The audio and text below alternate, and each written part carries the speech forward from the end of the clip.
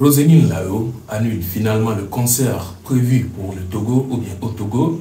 Vous savez, depuis quelques jours, cette affaire-là est en train de faire tellement de bruit sur la toile. Et finalement, il y a un monsieur qui est sorti, qui nous fait savoir qu'il a contacté le staff. Et en tout cas, il a expliqué quelques dires que je vais vous laisser en tout cas regarder par la suite de la vidéo.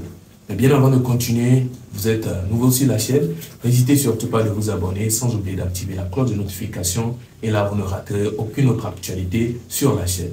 Alors, laissez également un pouce bleu et nous poursuivons vite fait la vidéo. Nous reviendrons par la suite pour réagir. Arrêtez de vous foutre de nous dans le pays là. Les Togolais et les Ivoiriens sont officiels. Roselyne Lao renonce à son concert au Togo, précisément à Kara, le 23 juillet. Déjà pour commencer, vous savez déjà que le Togo vit actuellement une situation difficile. Mais je ne comprends pas certains Ivoiriens qui font des vidéos sur l'émotion. Famille, pour le conseil de Roselyne Lao, en fait c'est un conseil qui a fait beaucoup de politiques sur la toile. Beaucoup d'hommes ont parlé de ça, vu la situation du pays dans lequel elle va faire ce conseil. Et finalement, il savait que ce conseil sera annulé. J'ai vu qu'on appelait son staff et c'est ce qu'ils m'ont dit. Finalement, ils vont annuler le concert et pour que les tensions puissent se baisser, pour que tout ce qui s'est dit sur le réseau puisse se baisser. Parce que il y avait trop de choses. C'est vrai. Il y a la tension dans le pays, mais c'est aussi le business. Roselyne Lao, c'est aussi le business.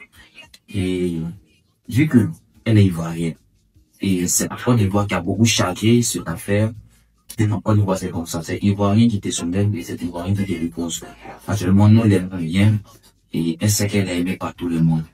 Donc, elle a préféré écouter son peuple, sa nation, ses frères, que nous sommes, pour annuler ce concert. Malheureusement, bon, comme tout le monde l'a souhaité, finalement ils vont annuler. Et j'espère que les gens ne vont pas se lever encore pour parler, pour dire ah pourquoi elle a annulé, ah pourquoi c'est comme ça, parce que vous-même vous avez souhaité qu'elle annule, donc elle a annulé.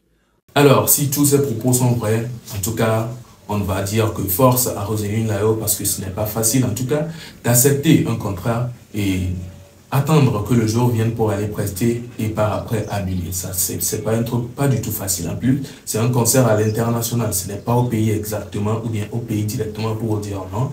C'est juste un truc comme ça. Là, on a tout prévu, peut-être le billet, tout ce qui va avec. Mais voilà que finalement, on nous fait savoir que c'est annulé. En tout cas, jusque-là, elle n'a pas encore fait de sortie officielle, elle-même faire une vidéo ou bien faire un post pour nous faire savoir que le concert est annulé quand même. Mais bon, on reste dans la patience pour voir est-ce qu'ils vont faire une sortie, puisque celui qui nous informe dit qu'il a contacté son staff, raison pour laquelle on essaie de croire un peu, mais on ne croit pas à 100%.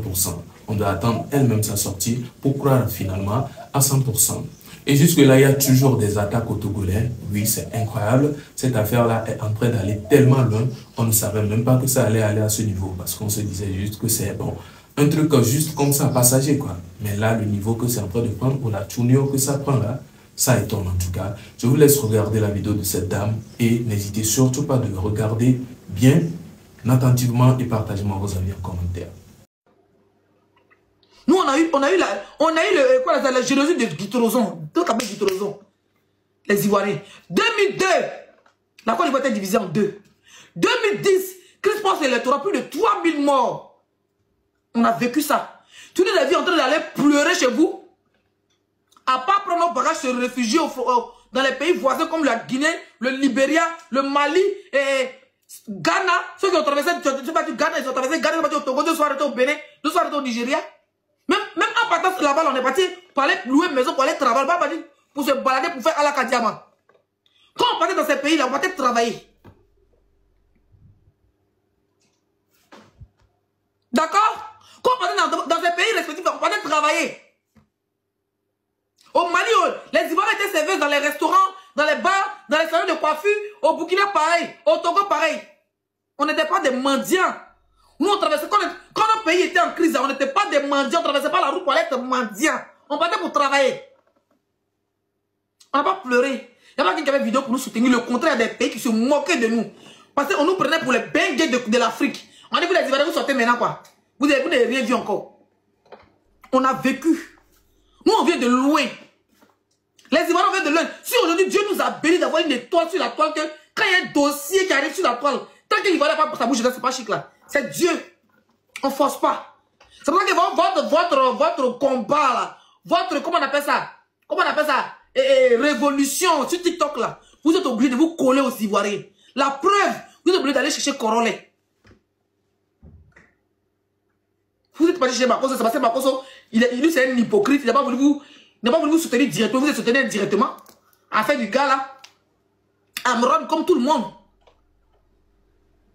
D'accord, parce que lui va au Togo, parce qu'il va plus partir au Togo pour aller faire ses séminaires, pour aller raqueter les gens. Donc celui que vous avez pris, vous avez reçu à encadrer là, c'est Corolet. C'est Corolet que vous avez reçu à mettre dans votre poche. Donc c'est là que vous permettez de venir menacer le mari de sa soeur, jusqu'à menacer Corolet et sa soeur. Je vais vous mettre une vidéo, vous allez écouter. Corolet, parce qu'apparemment tu as fait une vidéo pour t'excuser. Moi ça ne m'intéresse pas. Ça ne m'intéresse pas du tout. On va écouter d'abord. On va voir la vidéo, regarde. Regarde ce que tu as créé. Regarde ce que tu as créé, t'es approché. Regarde ce que tu as créé. Comment après ton live là, il n'y a pas des petits facochés qui se vont passer, certains facochés qui se vont passer pour des révolutionnaires à 2 balles là. Viens de faire une liste qu'ils ont posté. Plus de 300 commentaires. On dit Rosélie là, si tu tiens, si tu veux perdre ton enfant, viens au Togo. Tu as entendu? On menace ta soeur. Elle vient d'accoucher. Elle est nourrice. Elle est nourrice, ça ne veut pas dire qu'elle n'a pas chanté. Quand tu viens d'accoucher 1 semaine, 2 semaines, 3 semaines, tu peux aller au travail chez les Blancs ici. Peut-être même qu'elle va aller avec son enfant. Parce qu'il faut elle donne téter. Elle peut faire 1 heure de prestation, elle va aller retrouver son enfant à l'hôtel. On menace ta soeur ici. Est-ce que tu as vu ça, Corolet? On menace ta soeur. Des gens qui disent qu'ils sont en train de combattre. Et toi, tu es en train de combattre auprès d'eux. Ils sont en train de t'utiliser. Ils t'utilisent comme les gardes de corps. Parce qu'ils savent que nous, les Ivoiriens, nous voient pas. Si toi, Corolet, nous, on s'en va avec toi. Au front. Donc, les bâtards, là, ils sont en train de menacer ta soeur. Est-ce que tu as vu ça? En train de menacer son enfant. Hein? Si quelque chose arrive à Rosélie, là, Yoba à son enfant. Corolet, tu seras responsable. Et tu te dis, marche sur les mots, hein. Tu seras responsable. C'est toi qui as gêné ta soeur à l'avenir populaire. Si quelque chose arrive à Rosélie là au Togo, c'est toi qui lui as donné la force, c'est toi qui as engendré tout ça. Tu n'as pas mis de vidéos. Tu peux faire une vidéo simple pour passer à autre chose.